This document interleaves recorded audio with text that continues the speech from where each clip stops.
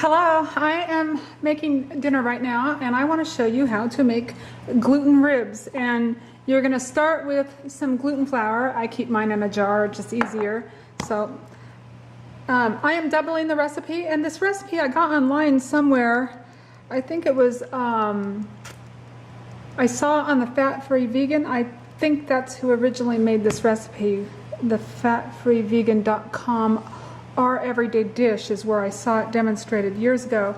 So I'm going to double the recipe because they like to have leftovers to make sandwiches out of them and stuff. So it's 1 cup of gluten flour, and I'm going to double it, so I'm making 2 cups. So I'm just going to tell you my doubling, or I'll just tell you the undoubled measurements, just so you can make a single batch if you want. So 1 cup of gluten flour, and then 2 teaspoons of smoked paprika. That gives it a nice smoky flavor. I add all the dry ingredients in first so I can really get them mixed up, so that way when you mix the liquids in, it doesn't all get all the one thing gets all in one spot. It just makes it better if you do it this way. And 2 tablespoons of nutritional yeast, and 2 teaspoons of onion powder,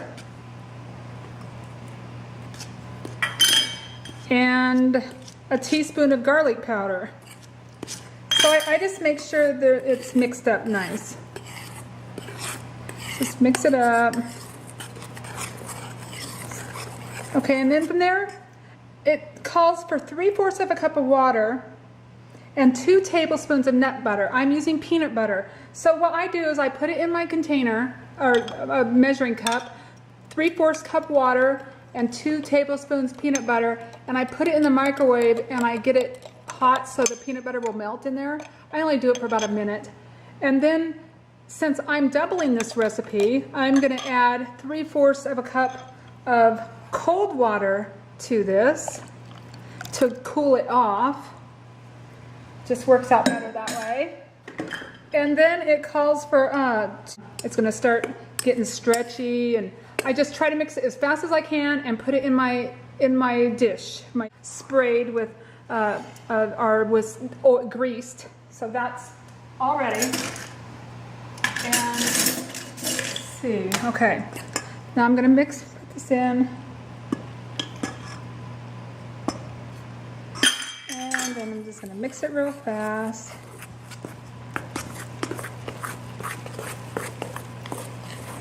It's really easy. You just don't want to over mix it.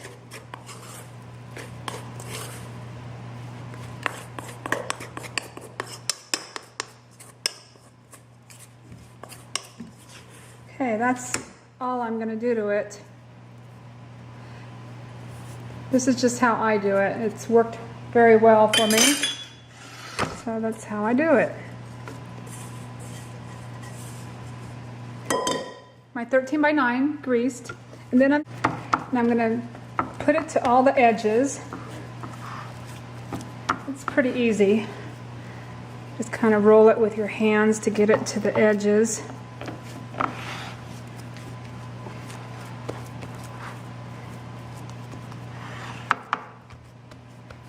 And then when you have it all nice to the edges, you're going to score. You're going to score your ribs. So I'm just going to take and cut through. I'm going to do it in 4ths. Then I'm going to cut down the middle. Cut down this. I have my oven preheating at 350. Then I'm going to get this side that I didn't get all the way. It's just a score, so it's not cutting. Doesn't have to. It's not going to cut completely. And in between each score, I can cut 2 more times.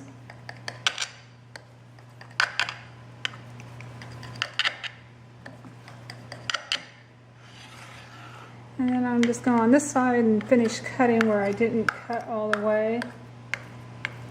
Then I'm going to put it in the oven for 350 for 20 minutes. And do not overcook it. I just put it in for 25 minutes, I'm sorry. 25 minutes, I take it out right away. And then At that point, I have a griddle waiting, and it's hot, and I'm going to start cooking them on the griddle and putting barbecue sauce on them. So, to that point.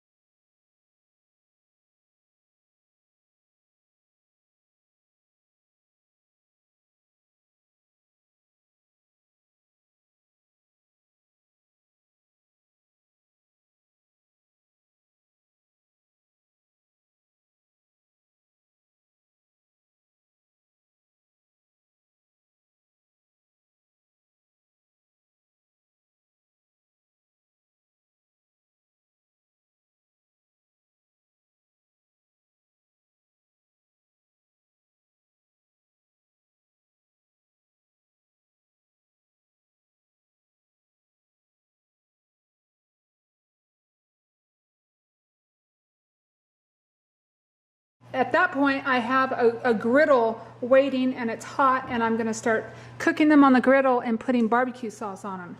So I'll show you when we get to that point.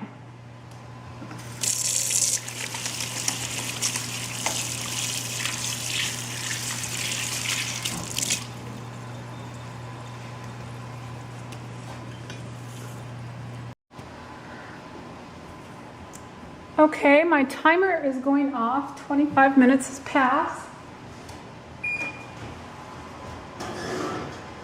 And here they are. Did you like those pot holders? I don't have the heart to throw those away. My daughter made those when they were little, my daughter and my son. My daughter's 16 now, so I've had them forever. And they're just very well worn, but I do not want to throw them away.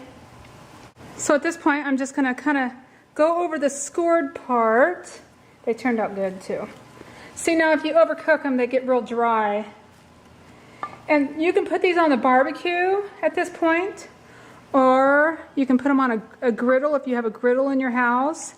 And I used to have a griddle. I don't have a griddle here. I do have a cast iron pan with a griddle in it, but I just always use a electric frying pan. So you take your favorite barbecue sauce and just put some barbecue sauce on them. Spread them with some barbecue sauce. It would probably take about, I don't know, half a cup of barbecue sauce, maybe that much, maybe a little more. Depends on how much you want on there. So there is that. See, they look good, don't they? And I am going to take one at a time and put on my griddle over here.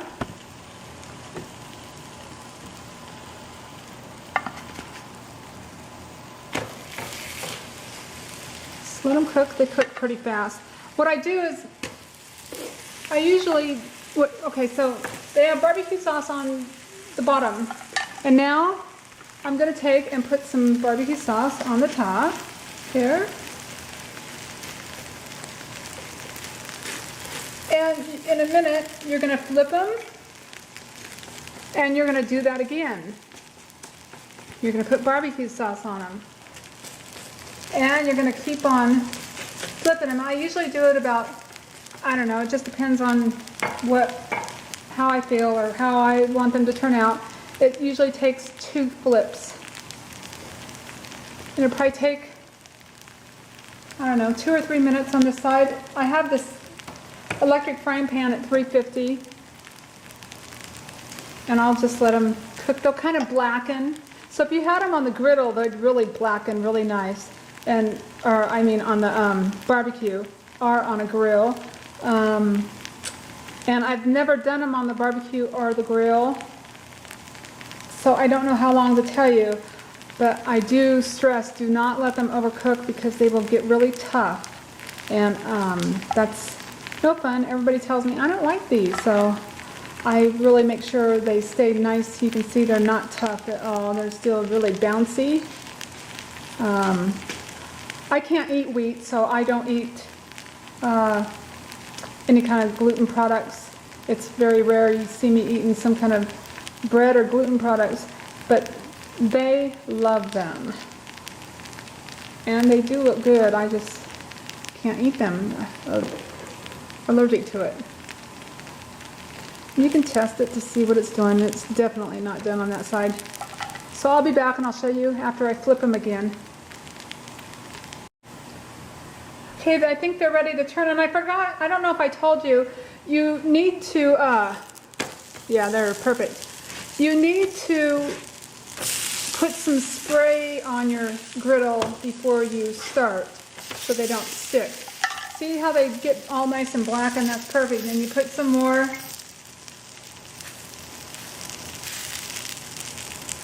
Some more barbecue sauce on.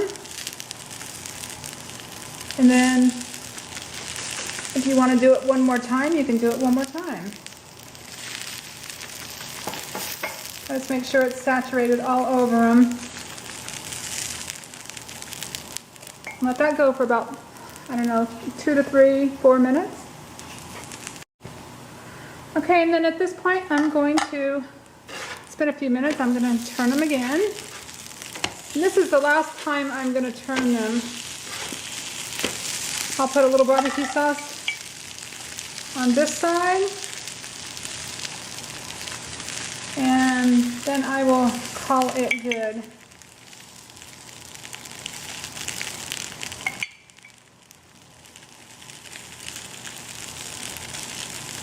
Just like that. So there are your ribs.